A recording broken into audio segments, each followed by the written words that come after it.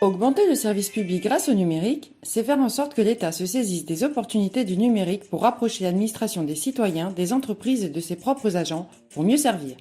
Telles sont les paroles de Cédric O, secrétaire d'État au numérique, dans la feuille de route 2019-2020.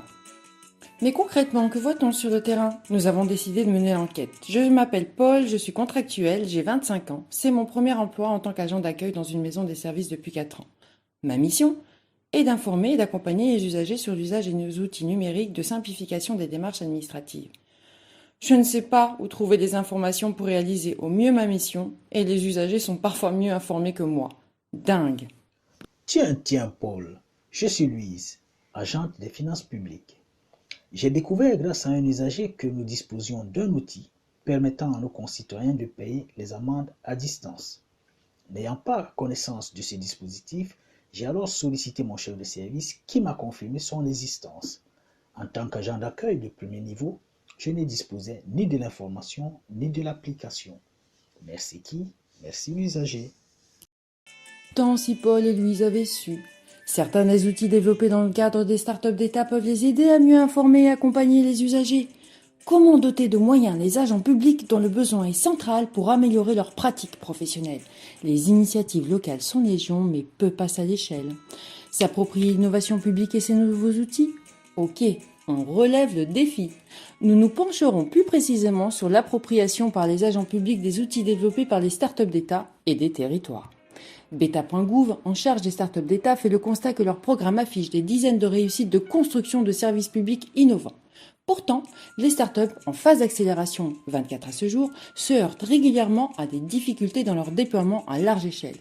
Plusieurs études montrent l'ampleur du travail engagé. Cependant, percevons-nous réellement des changements pour les professionnels et les usagers? Non. L'innovation publique reste inaccessible à une majorité d'agents publics et les startups d'État et des territoires en sont l'expression. Donc, nous avons réalisé une enquête auprès de 34 de nos collègues, de toutes catégories et fonctions publiques confondues. 100% de retour et un résultat sans appel. 69,7% ne savent pas ce qu'est l'innovation publique. 73,5% ne connaissent pas les laboratoires d'innovation. Et le chiffre monte à 81,8% quand on leur pose la question sur les startups. Ils ne connaissent pas. Pourtant, quand on leur demande spécifiquement leur utilisation des plateformes numériques, 88,5% connaissent France Connect et 42,3% data.gouv. Cela montre le peu d'appropriation des bénéfices de l'innovation publique par les professionnels. On constate donc que le lien, l'identification entre l'innovation publique et les outils ne fonctionne pas, ne se fait pas. Quand on a demandé pourquoi ils ne connaissent pas ces outils, voilà ce qu'ils nous disent. Pas de communication à ce sujet de la part de l'administration. Pas d'intérêt particulier pour le sujet, ou encore des dispositifs montés dans un entre-soi. Un manque de volonté d'y faire adhérer le plus grand nombre. Fort de ces constats inscrits dans le réel, nous proposons de réaliser une enquête à plus grande échelle pour mettre en œuvre une action visant à se mettre à l'écoute de ces agents et de leurs besoins. Replacer l'agent public au cœur du dispositif est pour nous un objectif.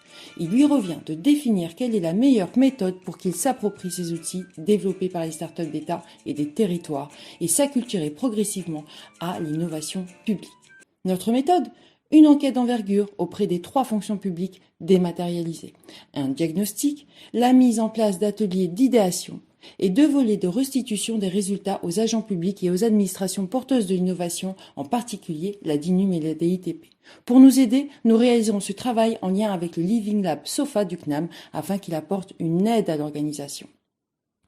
Concrètement, nous réaliserons dans un premier temps une enquête dématérialisée précise et exhaustive auprès d'agents publics de toutes catégories et fonctions publiques confondues.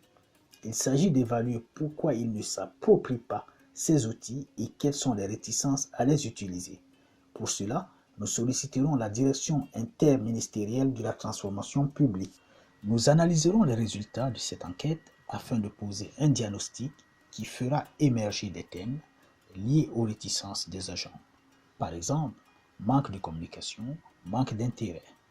Ceci nous conduira à mettre en place des ateliers idéation pour relever des défis. Avec le soutien du Living Lab SOFA, nous mettrons en place des ateliers idéation dans lesquels participeront des agents publics, des étudiants, des élus, des citoyens en tant que bénéficiaires des outils d'innovation et le réseau des centres de formation de la fonction publique. Ainsi, nous présenterons à l'ensemble des participants le diagnostic que nous aurons posé, les enjeux, la méthodologie employée et les objectifs de ces ateliers, ainsi que les bénéfices pour chacun d'entre eux à ce projet, comme la validation d'un module de leur cursus pour les étudiants. Les ateliers idéation seront animés par des étudiants, sans a priori ambassadeurs de la démarche. Chaque atelier portera sur les thématiques spécifiques retenues, orientées en défi. À la fin de la journée de travail, chaque groupe présentera à l'ensemble des participants leurs idées, leurs pistes d'amélioration et les solutions. Il faut déterminer le produit de sortie attendu, feuille de route, des fiches projets ou prototypes simples. Il s'agira pour finir de présenter ces solutions à l'ensemble des agents publics et des autorités nationales. Pour les professionnels, la stratégie est de proposer une communication inattendue sur un moment de convivialité propice à la découverte. Nous utiliserons la facilitation graphique pour représenter les résultats des défis sur des supports différents tels les sets de table ou les gobelets de café. Pour les autorités nationales telles la DINUM et la DITP, acteurs majeurs, il leur appartiendra de mettre en œuvre les solutions trouvées.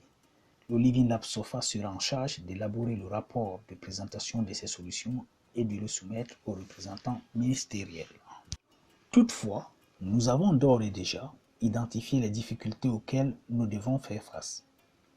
Les résistances au changement des agents publics, la recherche d'interlocuteurs décisionnaires, l'hétérogénéité des fonctions publiques et de leurs structures. Cette démarche permettra une pérennisation de ces outils et contribuera à la modernisation de l'action publique.